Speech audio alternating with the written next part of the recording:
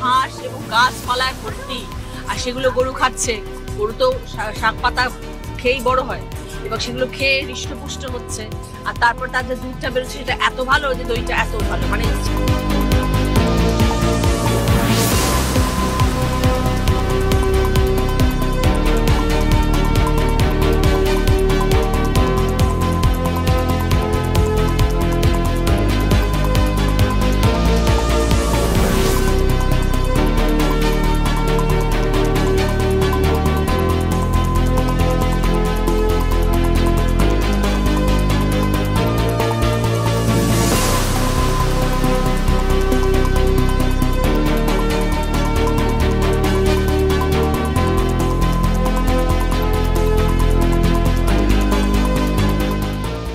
আমাদের দুধ খুব ভালো হয় বলে দইটাও ভালো হয়।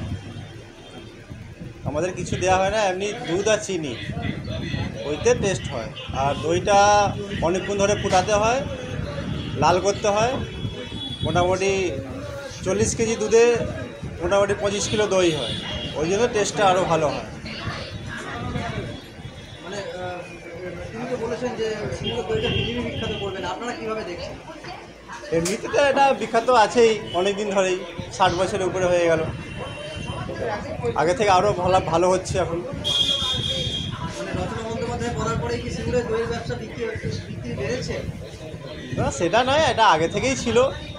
আগেও দই এমনি দিনে পাওয়া যেত না, জামাই ষষ্ঠী, দশহরায়। এখানে লোক মিষ্টি দই, লাল দইটাই বেশি চলে। আর এই যে উনি বলেছেন যে পৃথিবী বিখ্যাত করবেন, আপনারা কীভাবে দেখছেন? পৃথিবীতে এমনিতেই বিখ্যাত আছে, আগেও গেছে অনেক দিন আগে। আইসক্রিম যখন ছিল না তখন দইয়ের নাম ছিল।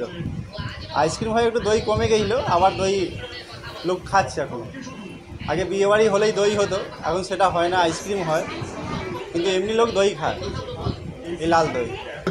দুধটা ভালো হওয়া চাই, চিনির অংশটা ঠিক দিতে হবে, ভাগটা ঠিক রাখতে হবে, তবে ভালো হয়।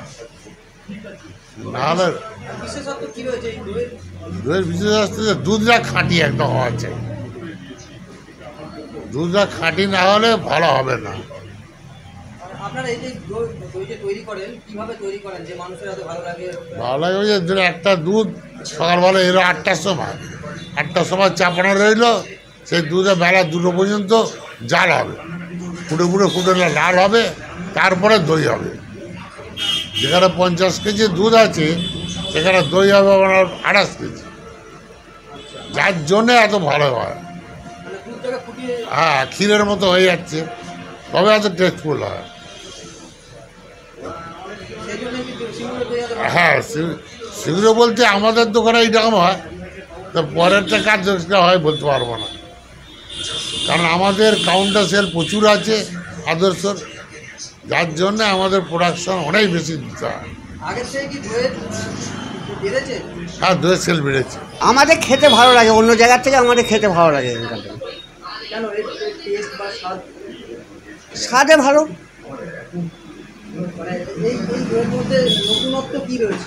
নতুনত্ব কি আর, স্বাদটা ভালো লাগে আমাদের। আমার ধরুন বাড়ি থেকে এখানে নিতে এসেছি, কেন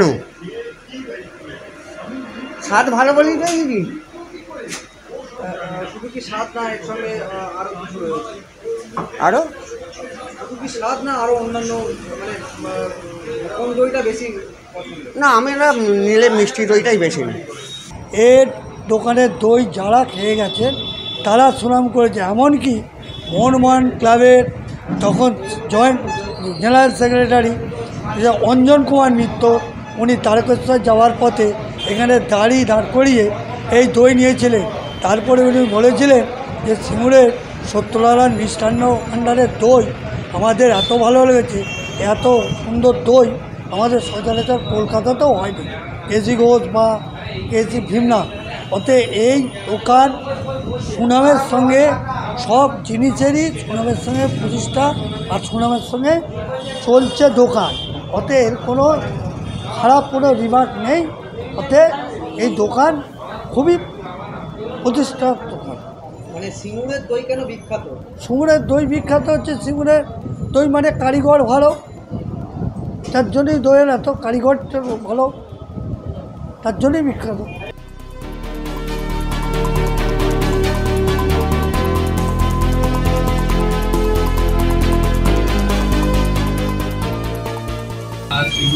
দই যেটা বলতে গেলে অন্য জায়গায় অনেক জায়গায় দই খেয়েছি, তবে সিঙ্গুরের দইটা একটু অন্যরকম। দইয়ের কোয়ালিটি বলুন বা টেস্ট বলুন একটু অন্যরকম হয় অন্যান্য জায়গা থেকে, কারণ এখানে যে দুধের কোয়ালিটি বা যে কোয়ালিটিটা তৈরি করা হয় বা এখানকার যে কারিগর, সেটা একটু অন্য জায়গা থেকে তো অবভিয়াসলি ডিফারেন্ট। ঠিক আছে, এটাই আর কি। মানে কি স্বাদে বা হ্যাঁ, স্বাদ অন্যরকম, স্বাদটা অন্যরকম, আপনার কোয়ালিটিটা অন্যরকম। যেমন আপনার অন্য হয়তো কোনো জায়গায় দই যেটা একটু টাইটনেসটা কম হয়, একটু মানে লাইট হয়, এখানে দইটা একটু অন্যরকম, একটু ঘন টাইপের ডিপ, একটু শক্ত ভাবটা থাকে, একটু লাইট হয় দইটা। তার থেকে তো অবভিয়াসলি এটা অনেকটাই আলাদা।